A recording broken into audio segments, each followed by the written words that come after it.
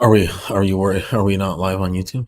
We will be in just a second. Okay. Literally had to wait for the go live button to appear. We are live, it says. Okay. All right, let's just verify real quick. I think we're up on everything. All right, welcome everybody to our second show of 2024. What is this? 74? 174? Something like that. Seems like we should be higher than that.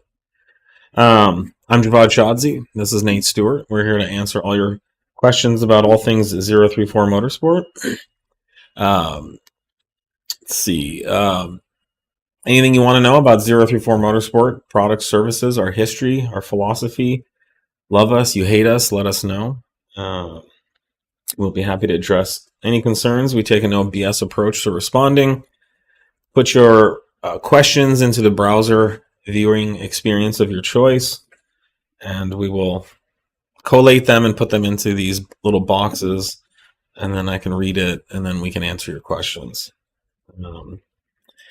We are deprioritizing update questions, so if you'd like to know when something's going to be done, when we're going to do something, we may or may not answer it. Our goal is to answer all the real questions and get to the meaty, juicy stuff. All right, so we got some questions rolling out already. What's up with KO4 tunes for the B8.5 2.0? So we have it finished. We just need to do some final verification. Yeah, it's something we've had kind of on the burner for a while. It's the tunes and the calibrations are essentially done. We've got a couple of guys out there running them right now. We've been testing them for a while. Yeah. So it's just we're in that data collection and marketing step essentially. Mm-hmm. What are the most important requirements for mods for upgrading to stage 2 plus tunes on the S4? B8, B9, do we know? Probably B8, but well, you're just going to need the right pulley setup and the right tune. I think all the required mods are listed on our product page. Still catching up here. All right. So I would suggest just reading those. We also should have some recommended modifications as well. You're definitely going to want a heat exchanger. But yeah, check out the product page, or maybe one of the guys can link to it. Which car was this again? B8? B8 stage 2 plus. Yep. Yeah, so yeah, intake, heat exchanger, make sure injectors are in good health. That's not really a required mod, but it's one of those like maintenance things you should really be on top of. Yeah, I think you got the rest of them. Yeah. What were you testing on the B9s at Laguna Seca? Were we there this weekend? Yeah, we were. Yeah. Jamal wasn't a part of the testing this time around. So we had the RS5 there and the S4 there. That S4 in its current configuration just hadn't been on track before, so we need to get some miles on that. That was on the Pure 750. What's that? Oh, I'm sorry. That one was on the 810. Yeah. Yes. Was it on the 810? Yeah. Okay. It was on one of the bigger turbos. That's Chris's project. I was dealing with the B8 and some fueling mods on that one. So that was the primary test focus on that. RS5 was testing some suspension, brakes, big brakes. Yep, suspension stuff there. Yeah, that's what those were out there for. For the B9 RS4 stage 3 maps with standard cats, what are estimating the output ranges to be? We don't have those numbers to estimate, to share like that. But the power is going to be down a decent chunk, nowhere near what it is on a race cat. So yeah, I would say you should probably expect at least 100 to 150 wheel less power on the top file. Yeah, on the strong Audi 60 stuff. Yeah. Like peak power. Yep. Still very fast. Oh, absolutely. Really, ridiculously fast. We're just not as much. Do I need an upgraded throttle body for stage 2 plus tune? Audi A6 C7. Do you need it? No. No, you don't need it. The super duper charger throttle body upgrade is just on top of whatever stage 2 plus is. It doesn't bolt on to the A6 C7. It will fit if you trim trimming off one of the your kind of false firewall. Yeah. So it's actually not a big deal. It's just a little bit of trimming or bending or cutting. I think it could be done pretty neatly. We have customers doing it. We should probably just do one and document it and provide a little template or something on what to cut out. But you just have to cut a little bit of sheet metal away so that the housing doesn't hit that section. I think it could be bent too. But I think these cars are getting to an age now where people don't mind doing some things like that. Yep. Hey, I have a B9 RS5. I'm stage 2 ECU TCU. When I got new rims, I also went on E85. Now I can't launch without spinning, even without building boost. Any reasoning? You're making more power than your tires can hold. Yeah, but that happens. You don't have to have it completely matted either. You want to like mat it to get the launch control initiated, but you can back off of the accelerator a bit, depending on the amount of traction you've got. If it's right now we're in pretty cold conditions. I don't know where you're at, but cold tires on cold pavement is very tricky to hook up. Yeah, and it'd be good to know if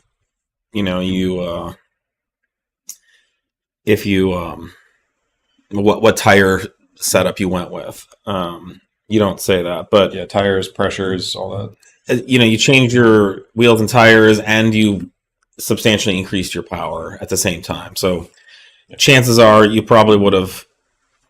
Chances are the tires are probably your new tires are probably as grippy as your old ones, but it's just the power that's spinning things. Yeah. It depends too. If they went with like a 21 or some a really low profile tire, that can certainly impact traction. Well, that's what I was going to say. If you told us what tire you went, and you're running a 21 or a 22 on a 25 series sidewall, then you're just going to have less grip. But you also went E85, so who knows? Generally, bigger diameter tires with smaller sidewalls have less grip. Just think about running shoes, like tennis shoes. They have big cushy soles so they can kind of grab the ground and grip. And tires with more sidewall will conform better to the road surface and irregularities and typically give you more grip. Not always the case, but there's a reason you don't see people running 9s on 25 series sidewall tires. Yes. Yeah. It's or any fast drag, or you don't see 30 series sidewalls in F1. Right. They literally have like 50 series sidewalls. Oh, they're way bigger than that. Those are tiny. Yeah, whatever they are, they're huge. It's not the. Well, I guess they're still wide. Yeah, you're right. The percentages they're probably around 50, but the point is they're not 20 or 30. Yeah. Really, the only good thing about thin sidewall tires is they look cool. I mean, that's about it. They can have really good, steering feel because there's less sidewall to squish around, so you can get really immediate response from the tire. When you turn the steering wheel, the tread follows the rest of the wheel more directly because there's typically less sidewall. But you can have 50 series tires with really stiff sidewalls due to the carcass and everything, and get that too, which is what F1 tires have.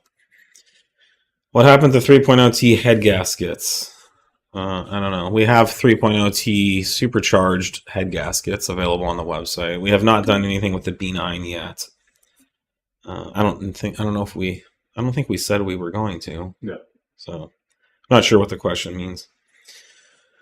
Someone's asking about spark plug gap for stage 2 plus dual pulley 91 octane. I think generally we're recommending like 0.026 to 0.028 inches. Yeah. What's a good option for valves and rocker arms for B9 RS5? To our knowledge, there's no need for any other valves at this point. It's possible someday, we could do bigger valves and port the heads and stuff. The heads and the flow through the heads has not shown to be any restriction whatsoever on these motors. So I wouldn't go out of your way to mess with the valves. The OE rocker arms with the updated part number from the 4.0T and the newer EA839s is the way to go. So I think anything you would buy from a dealership would be the new updated version. It's just those earlier 2018 cars or whatever that supposedly had that issue, and the factory updated it.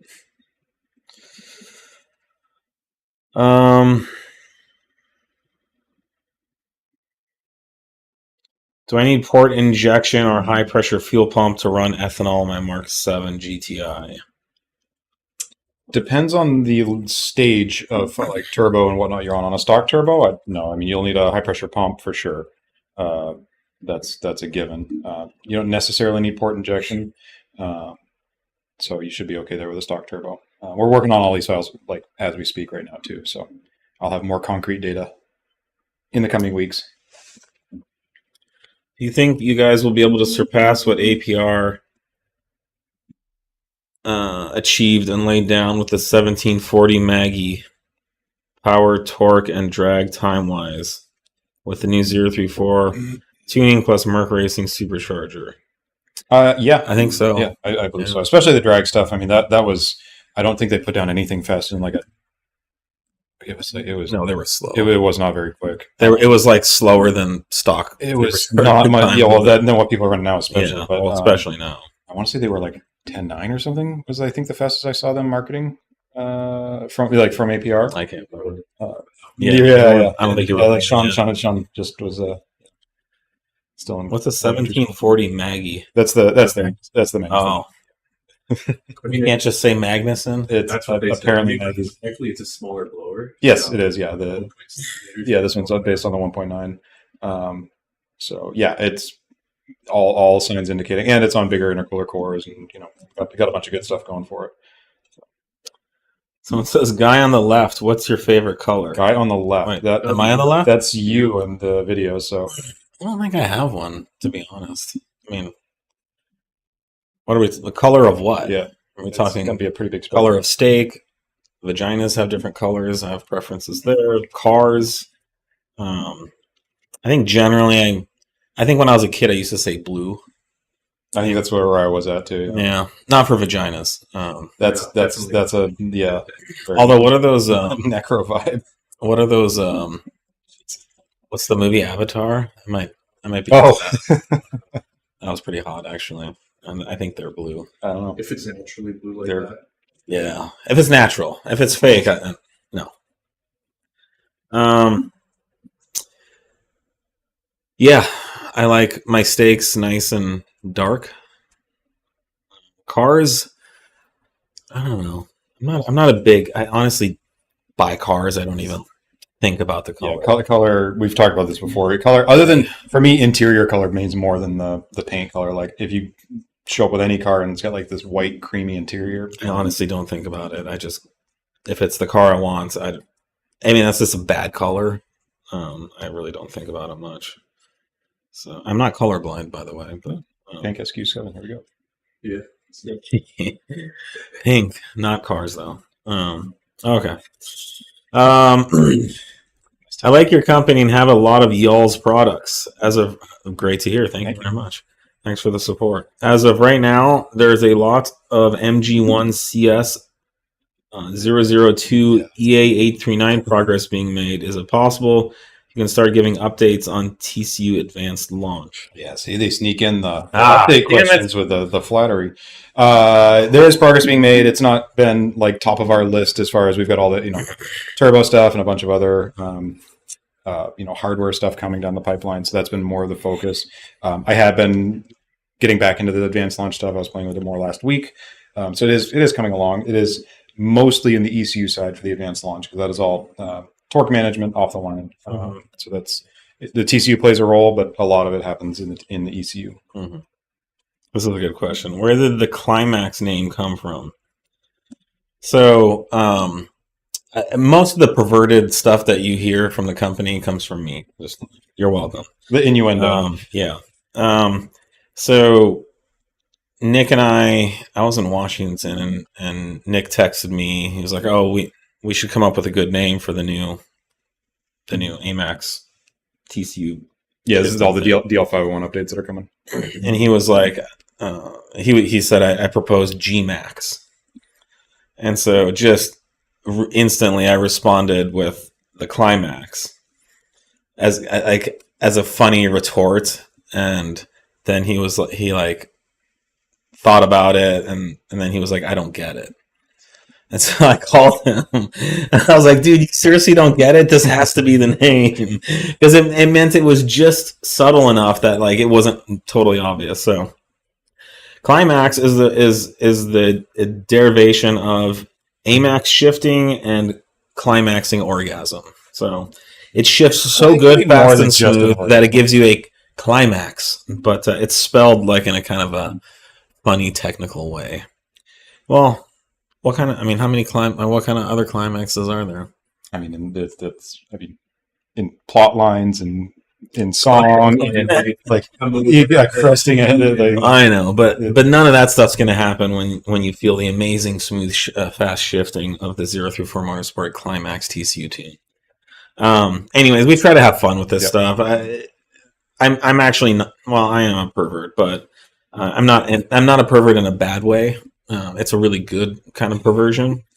Mostly it's some of these companies, they take themselves so seriously. Yeah. Right. And it's like, I mean, all of this, I mean, if you can't read the tongue in cheek and all, and the stuff we're dealing with here, this is all for fun. This is super duper, a lot of this stuff that we come up with, the fuck inflation sale, the balls, our joke products. It's just a way for us to be like, guys, we're really good at what we do, but we're not solving any major human problems here. We're not. Yeah, we're talking about making your cars more fun. Like that's what we're in the market of trying to build fun. We're in the business of more fun to drive cars. So the names and the technology and the kind of chest puffing, it shouldn't be too serious. So you have these companies releasing just dumb normal things, but they give them all these like fancy technology names and 3-letter acronyms, and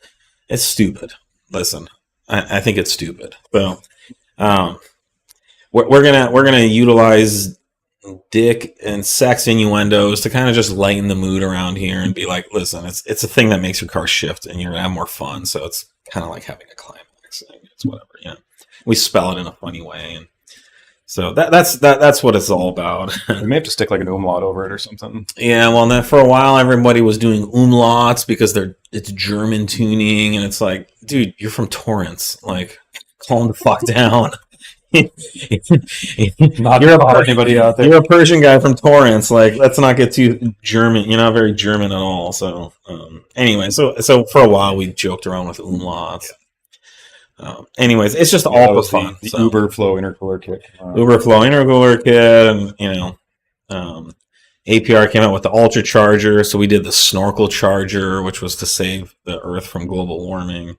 Yep. Or whatever. Which transformed that. Which puts a snorkel on your intake system. So that turned into the super duper. There was a lot of flooding going on at the time, still is. But so, anyways, yeah. When you see this kind of stuff from us, just know that it's just us trying to like lighten the mood a little bit and have fun. We're having fun with it. It's also like a lifelong dream of mine to be in a career where I can like do this kind of stuff and get away with it. So here we are. All right.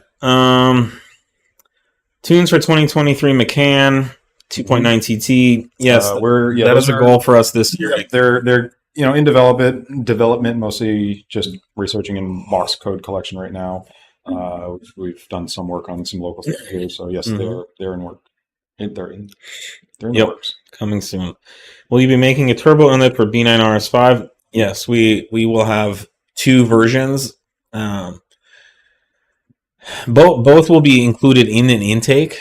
So the first will be an S34 style intake. Super duper intake with our huge super duper air filter and a silicone. So the super duper air filters all have a silicone intake pipe that connects to the inlet side. And so the RS5 version will just be the silicone pipe that the air filter mounts to on one side, and then mounts to the turbo inlets on the other. It'll just be one big high flow tube. We're also doing a carbon fiber version for the people that want to pay more for carbon fiber. Both will be very high flowing. Both will have turbo inlets, adapters for the 720, and will be upgradable for other stuff as well. Why do your tunes opt out of raised RPM for cold starts? My 2+ B9 on E85 struggles stay on. That should, if you're having any issues like that, you need to contact Tuning At. We'll take a look at it. Yeah. I think what you're referring to is we would disable the cold start, the catalyst heating on the stage 2 test pipe wells, because you have a test pipe or a modified, system in there, and for racing you don't need to sit there and warm up a catalyst. So that's where that starting behavior changes. But we do increase the start RPM and let it come down when it's cold. So hit up Tuning At. We'll take a look and see if we need to bump yours up a little more, or if it got isn't hitting the right map in that one. Lots of people want to know about Merc Racing blower testing this weekend. At Laguna, yep. Yeah, I mean it went well. It went great. Testing continues. Yeah, most of it was we're obviously at the limit of fuel systems and things, so I wanted to get out there on E40 with it's the middle pulley, at least, that he's got right now. So 2.8 inch upper, 190 mil lower. It's kind of like the strung out version for the stock fuel system. So we're just out hammering on it for 20-minute sessions at a time, and didn't skip a beat. So we're in a good shape there. Yeah, I think the one thing I will reluctantly say is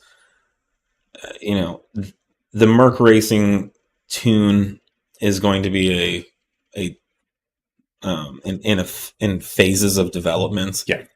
I think anyone who's expecting like a 200 horsepower, 200 wheel horsepower higher tune right off the bat is going to be disappointed.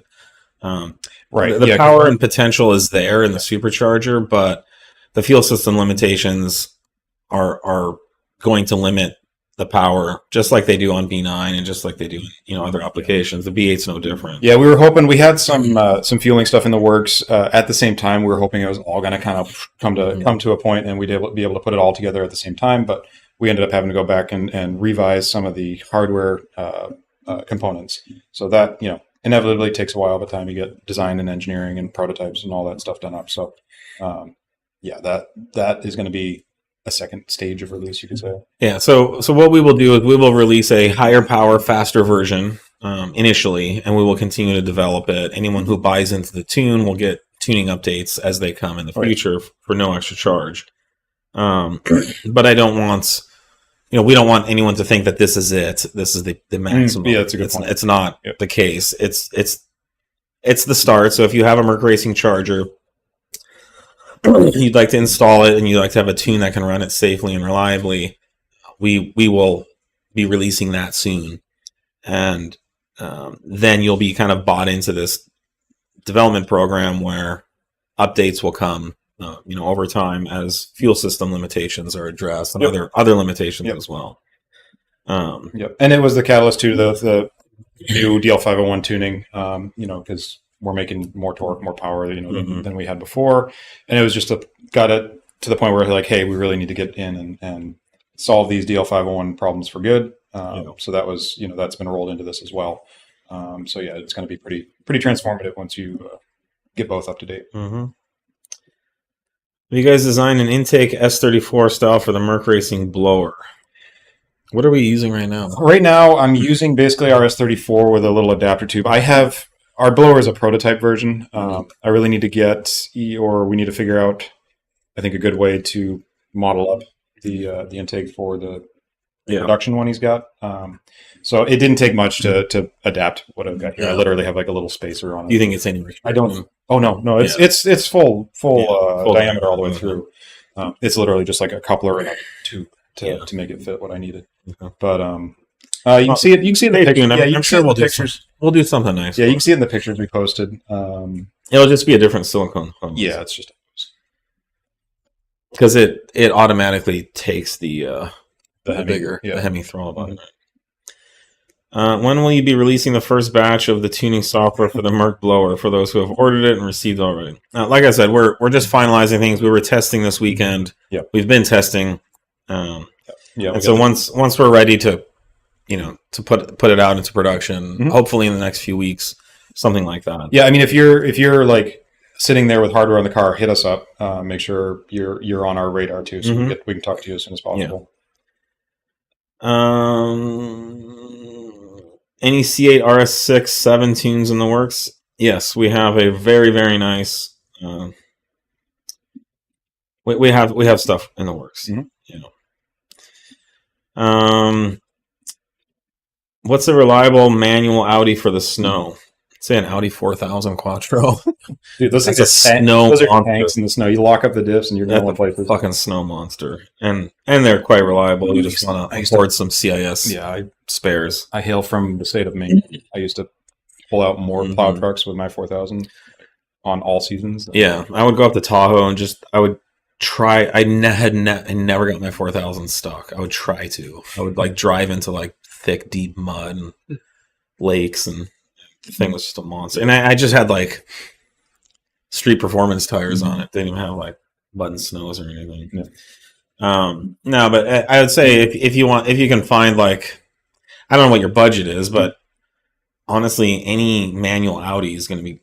Any Audi Quattro is going to be great in the snow, whether manual or otherwise. Yeah, B8, X4, A4. Find a B8 or find a 30 valve or a 30 valve B5 2-point grade manual. Like that's going to be a solid, reliable car. Yep. The B5 don't really do the automatic in those. Definitely that only era of manual automatics. ones. The auto you can do on the B8 S4. Yeah, starting B8s. Any B9s. Even back to the B7 A4 is fine. Like I don't think they make Q5s or anything like that, and any SUVs have ever been in a manual on the US at least.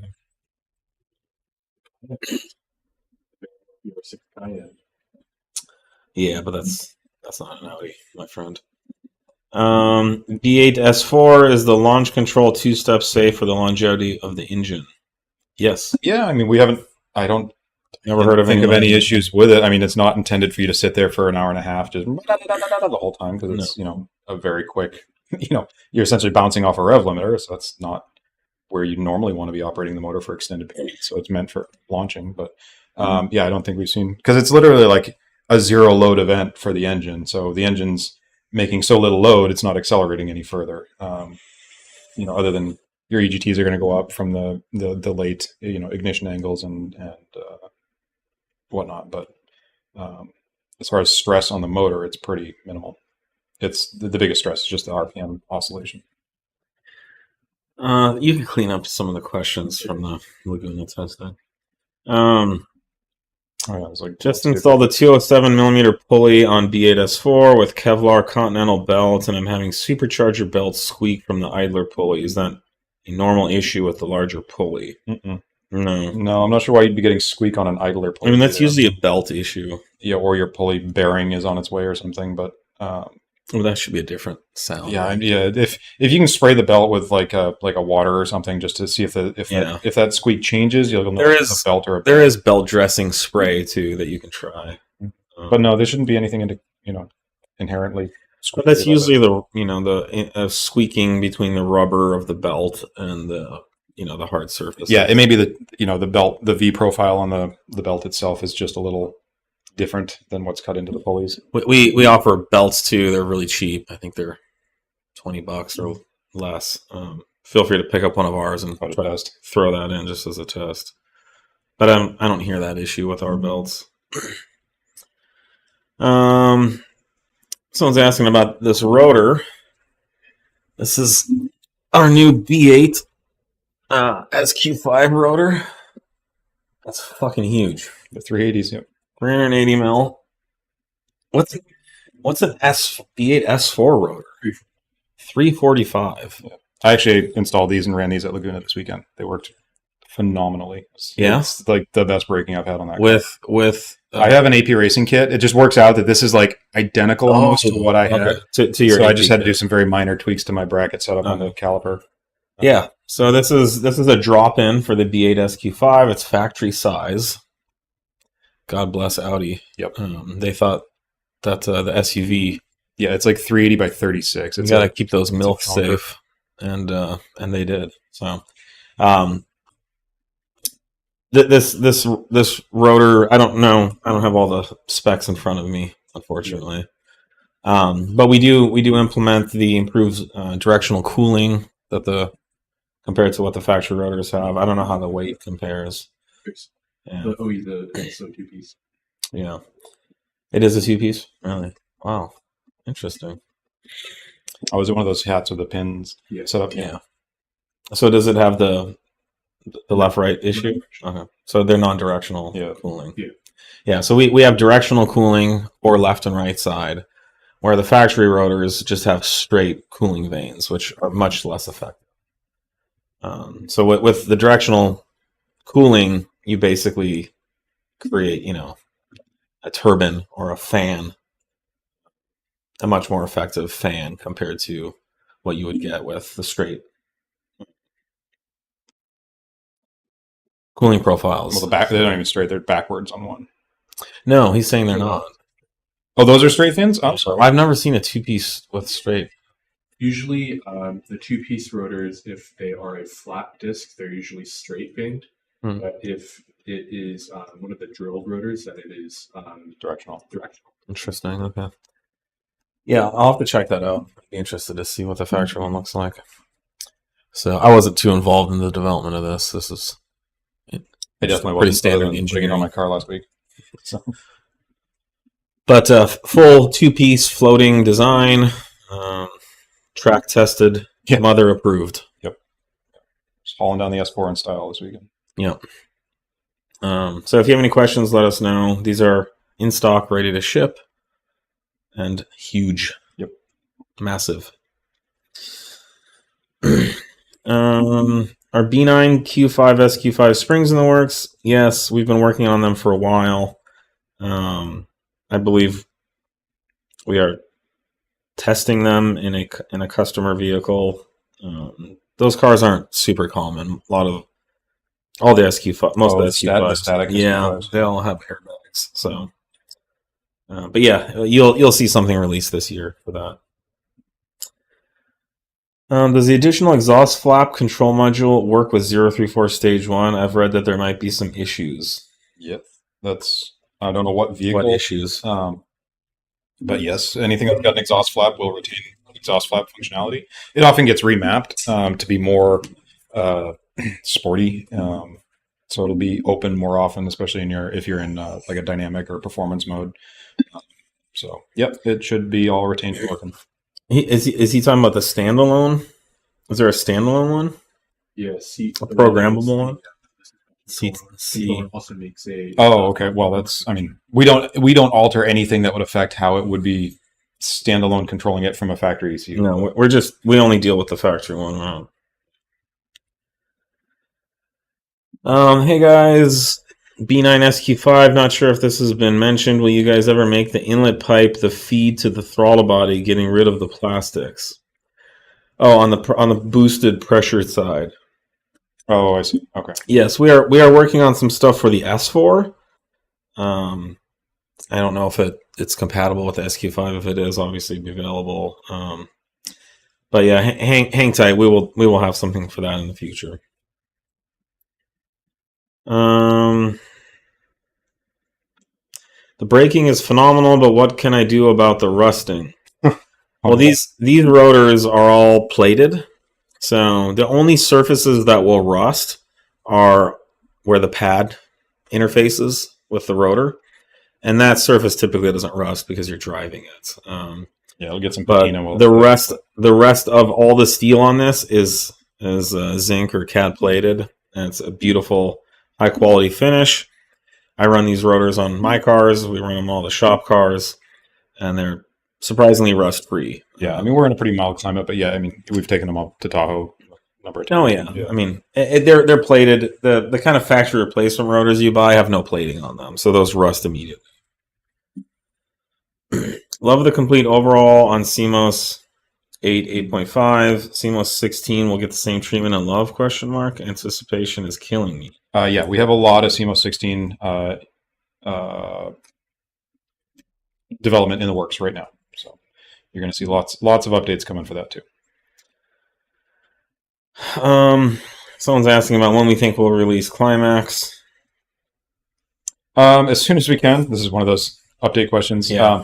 I'm working on it. It's a matter of getting all of the. I'm just putting the tools together right now to apply all of the software patches that we had put together to make this work correctly across all the different controllers.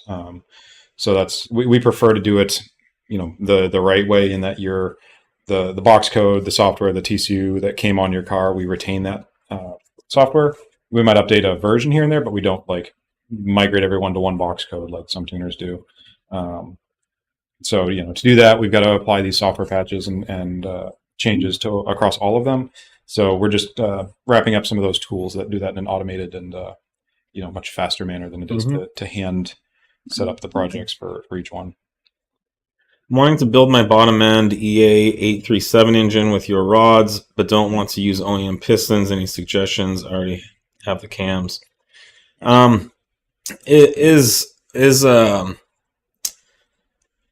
any piston company can make you pistons if you there's a number of them that have. I think JE's got a piston. JE probably has. Molly usually does stuff like that. Yeah, so I think it's something that we'll do. Up till this point, the need hasn't really been very big for the B8. Yeah, not quite like the B9, which is much more stressed. Yeah, the power adder, the power bumps in the B8 are much more incremental, whereas the B9 were doubling both horsepower and torque numbers. Yeah, so.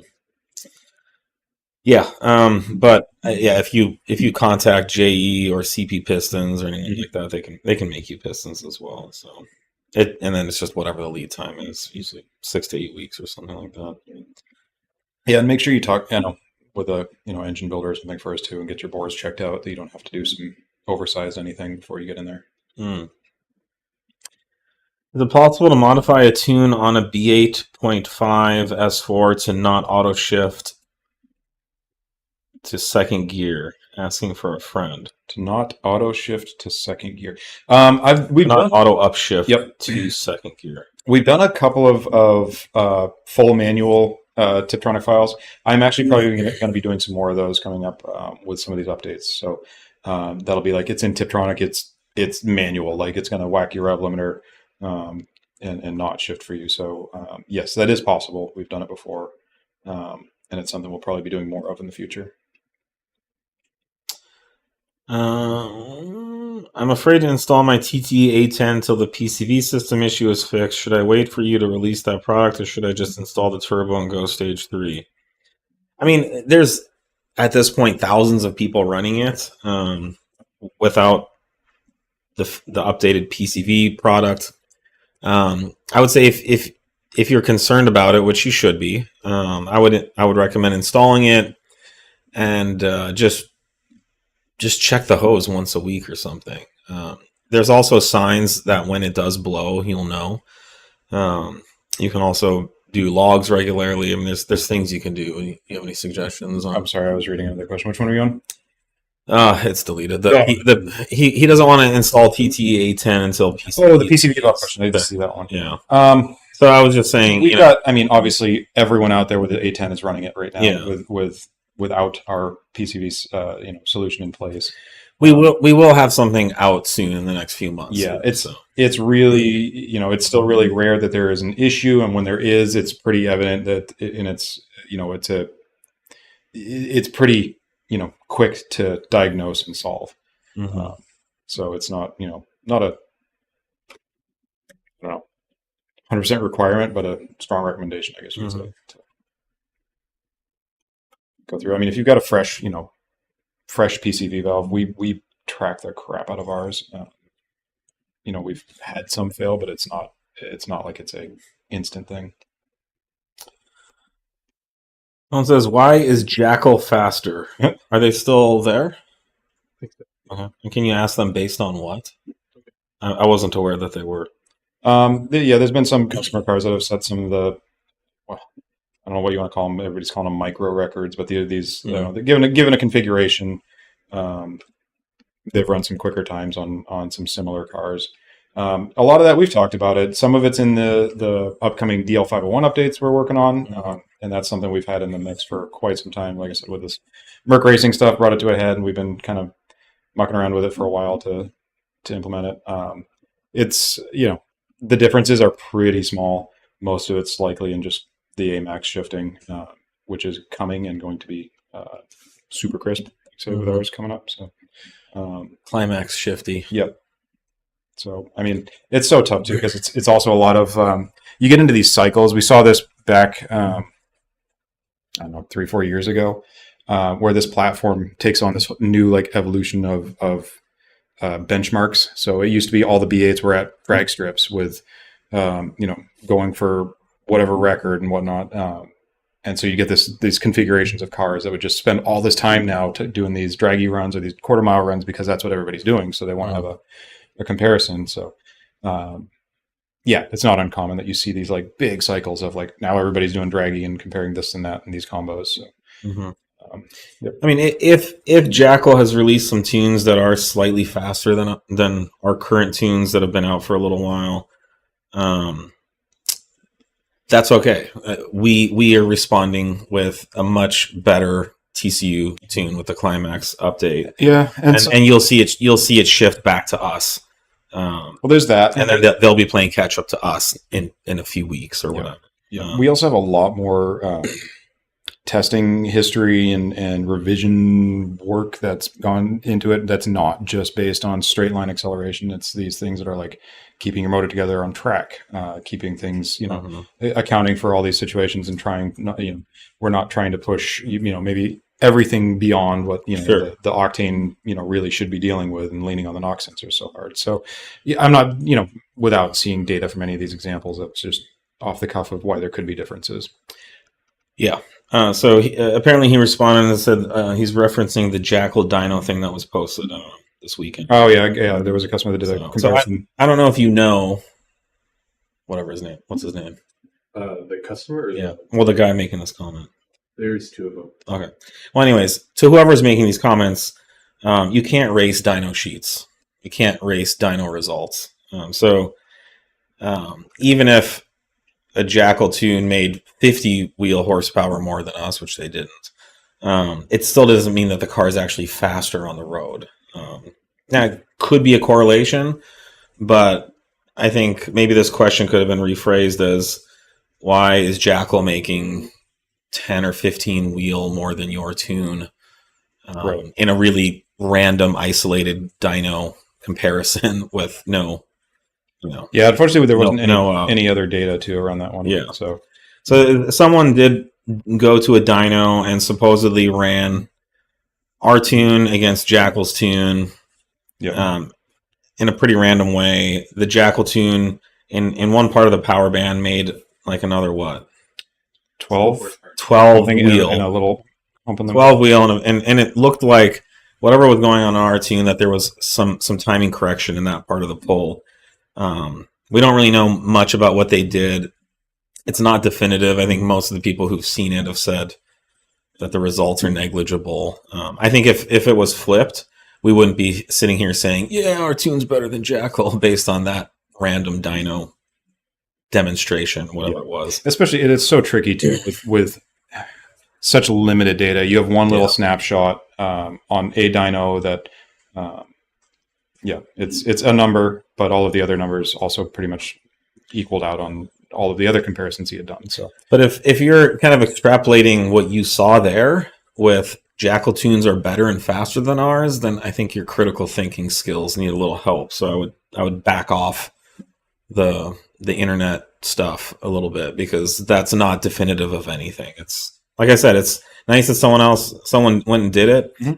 I'm sure there's 30 more people who have our tune and Jackal tune that could go to the local dyno and do it. I'm pretty sure the results would be all over the place.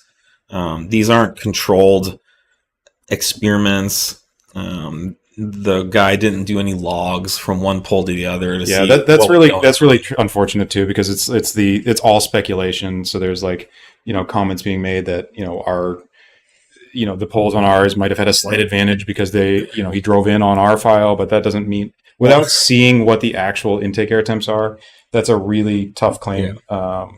to put. I'm not saying it is or isn't. It's just speculation without having. It's just people are randomly speculating this stuff. To come here and say that their tunes are faster based on that is it's not definitive in any way. We like to live on data. Yeah, data and a controlled experiments, more runs. Doing. Yeah, ensuring that the engine coolant temps are the same. There's a lot of variables you can control. Mm-hmm. Monitoring air temps to see that the dyno setup was pretty bad. Like there's just a tiny little fan blowing at the front of the car. It's not indicative of anything. And the ECU, even on one tune or the other, could have a 12-wheel swing from one run to the next. So it's within the depending on how you are cycling the runs. So the results of this are within the margin of error. I don't want to sound like we're making excuses because, I said, if it was flipped and someone came and said, "Oh, isn't it great that your tunes are so much better than Jackal's based on that test?" I would be like, "Listen, it's hard to know. It's for all the same reasons. All the same hardware. You got all the same parameters you're working within. It's a very slim and all of the road testing was essentially identical that I saw that was listed in that video. So, but what always happens is the Jackal nut swingers will jump all over it like it's a great thing, and then the people who like and support 0 through 4 will jump on the other side. They'll question it. It's really political, honestly. It's kind of silly. So I think making a big deal over 12 wheel horsepower on cars that are making over 400 wheel, talking about 3% or less power. Again, it's within the margin of error. So.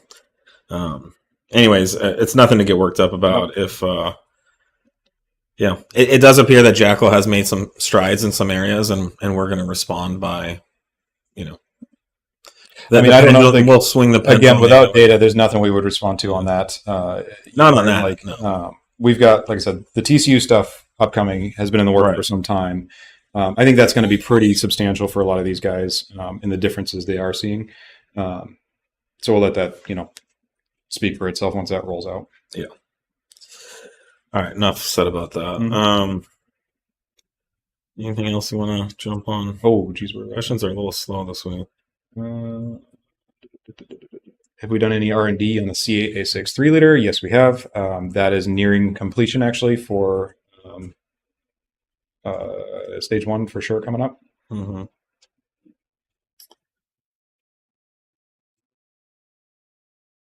2015 SQ5 with CTS intake and AW exhaust. What tunes do you recommend? You could start with stage 1, which is carb compliance. Yeah, we have a carb file for that. So the stage 1 91 octane file. That's going to transform the car. Yep. It will be awesome. Yep.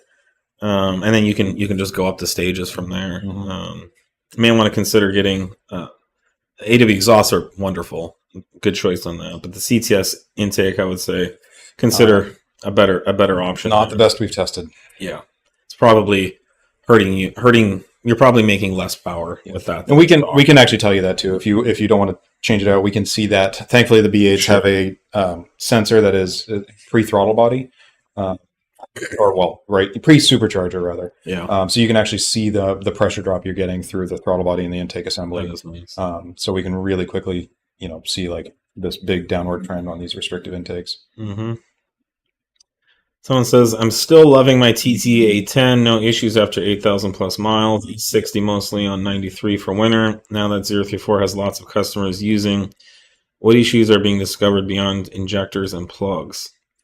I mean, I'd say the PCV issue is the biggest one, which is, it's a problem on stock cars, but when you're running like 30 plus pounds of boost, the factory PCV is just doesn't hold up well to that. So it has a lower life. But yeah, I think the injectors and plugs are the kind of have been the bigger issue, and as long as you're careful with it and you do your maintenance and you stop when something doesn't feel right or you get a code or something misfire. Yeah, I think we talked about that a bunch last week. Yeah, to reiterate, we've had customers that are like, I thought I felt a misfire. Let me do another quarter-mile run. Yep, it was and then they blow their engine on the next one. Let me do it again. So you usually have signs, and the people that have problems usually just, keep hammering on it until it blows up. So, no, but overall they've been solid, especially with the standard output files that we came out with. I think that's helped. So great to hear you're happy. Let's see. I want to get to this one. If we send in logs, how long until I hear back if everything is okay? I know a lot of people are probably sending in stuff with the new app. Yeah. I love it too. It's so if it's a basic like, hey, here's a log, my car's running fine, you just want to look it over. Yeah. We are trying to get to those as quickly as we can, obviously, but it is prioritized by like someone who potentially has something more urgent they want us to look at or something of that nature. So I honestly don't know what our current response time is. Usually it's within a couple days. Usually we strive for about 3 days. Yeah. It's probably sometimes it's same. Yeah, sometimes it's same day. Sometimes it's a little more than that.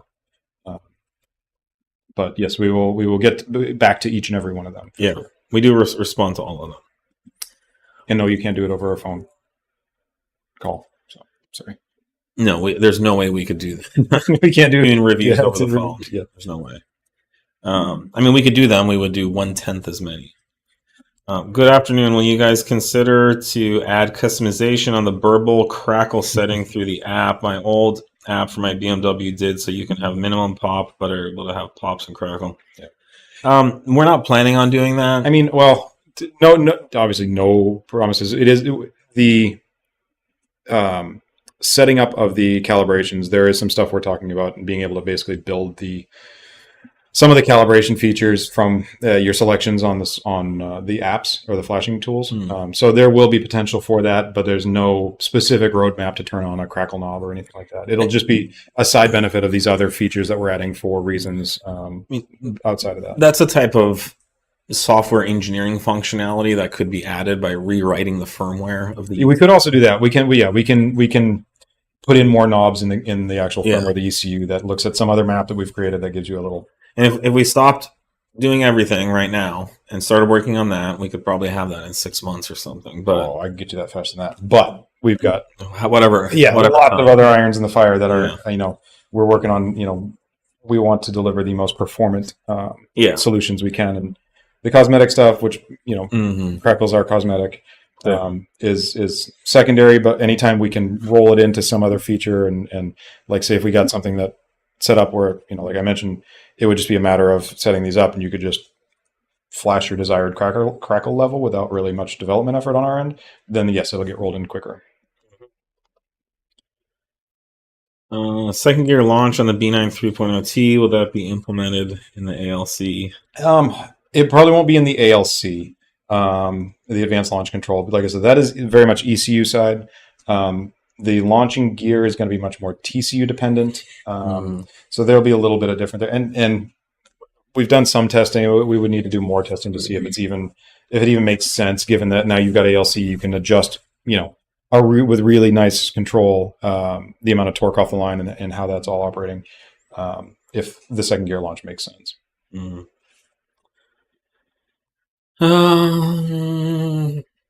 Upgraded injector testing results promising. So B9 stuff. B9 stuff is very promising.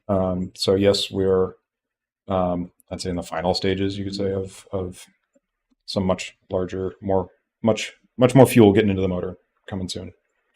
Best supporting mods or stuff I should make sure is in good condition to get the most out of the rear sway bar for the 8P-A3 aside from sway bar endings. Oh, I got some mods. Trailing arm bushings are going to be the big one. Trailing arm bushings for sure. And on the AP, any of the MQB kind of front wheel drive chassis cars, I would strongly recommend the front bar as well.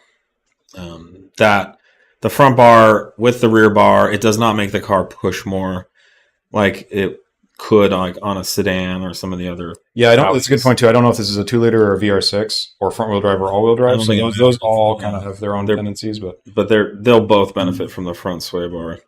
I mean, like every one of those cars that we've set up with our front and rear bar set up, and then with the springs and the trailing arm bushings and some camber in the front, the cars are just on rails. They're a riot. They're literally just go-karts.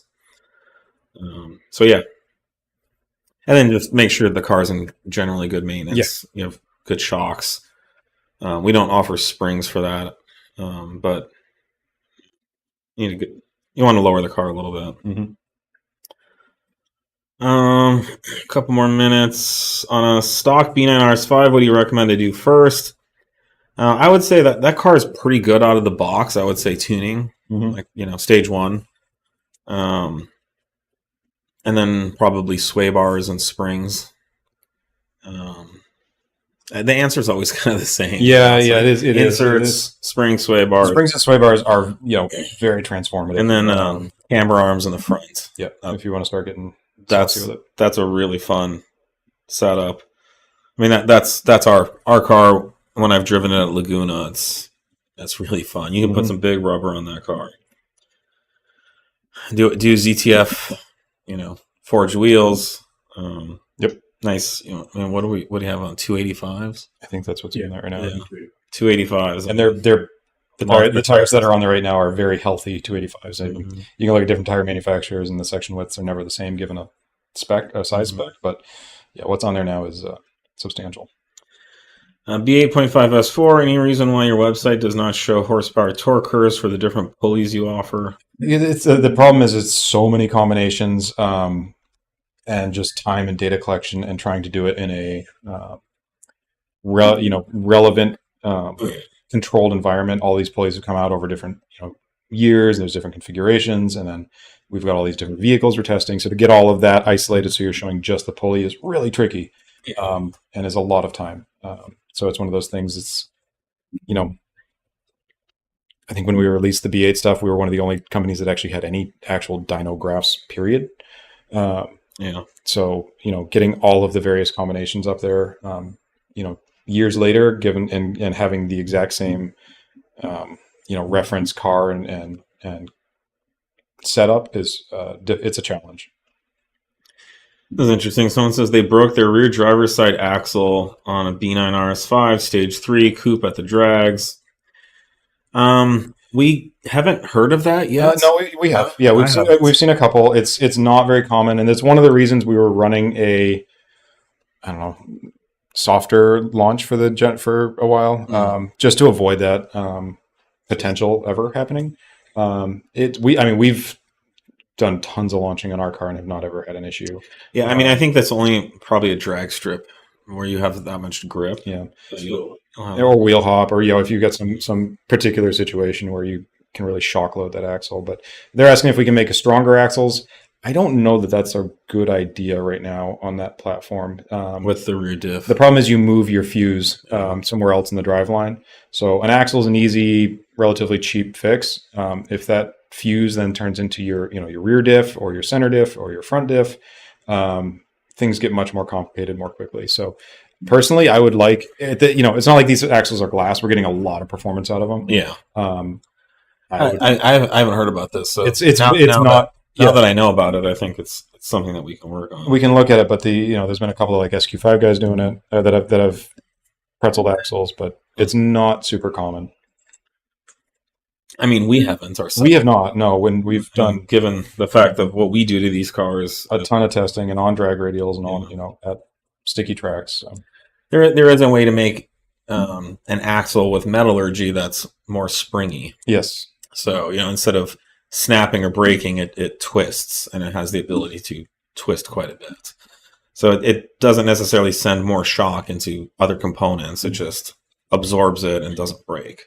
Where the factory one can do that a little bit, but mostly it just starts twisting and twisting until it snaps. So I'm sure yours looks like it's kind of been, which is usually what they look like. Yeah, those look like it's like a paper tear. Yeah, and they're usually hollow. Especially in the front, I don't know about the rear. Last question, I think. Somebody's asking, would advanced launch control for the B9 be safer than normal launch control if we lower the max RPMs?